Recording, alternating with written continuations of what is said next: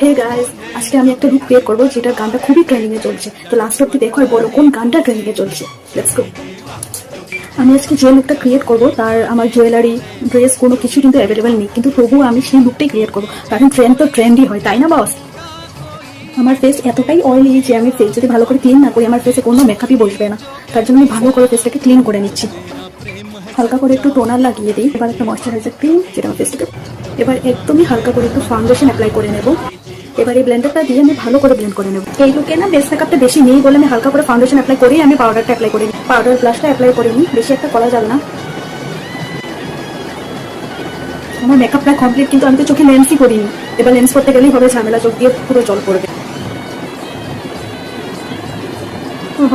কি জল বেরোচ্ছে।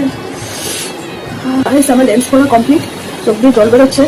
লেন্স করে চোখ দুটো একদমই অন্যরকম। একটুখানি হাইলাইটার, তাহলে চলো আইব্রোটা এবার ড্র করে নিই।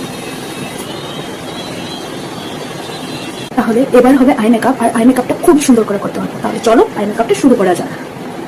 বেশি একটা বোল্ড করবো না আই মেকআপ, জাস্ট হালকা করে একটু রেড কালার দিয়ে ওপরে হোয়াইট কালার শিমার দিয়ে দেবো। নিচে দেবো হালকা করে একটু কাজল। কাজল ছাড়া কি আই মেকআপ ভালো লাগে? তোমরাই বলো একবার। নাও এবার আমার আই মেকআপ তো ডান, এবার আসবে কলকা। তাহলে এতটুকু জায়গা তো দেখে অবশ্যই তোমরা বুঝতে পেরেছো আমি কি লুক ক্রিয়েট করতে যাচ্ছি। তো তোমরা, আমার ফুল মেকআপ ডান, আমি এক্ষুনি রেডি হয়ে তোমাদের সঙ্গে আবার দেখা করছি। তো হে গাইস, এটাই ছিল আমার ফাইনাল লুক। লুকটা কেমন লেগেছে অবশ্যই তোমরা কমেন্ট করে জানাও। আর যারা যারা আমার চ্যানেলে নতুন তারা প্লিজ আমার চ্যানেলটা একটা লাইক আর সাবস্ক্রাইব করে দিও। Thank you so much. Tata.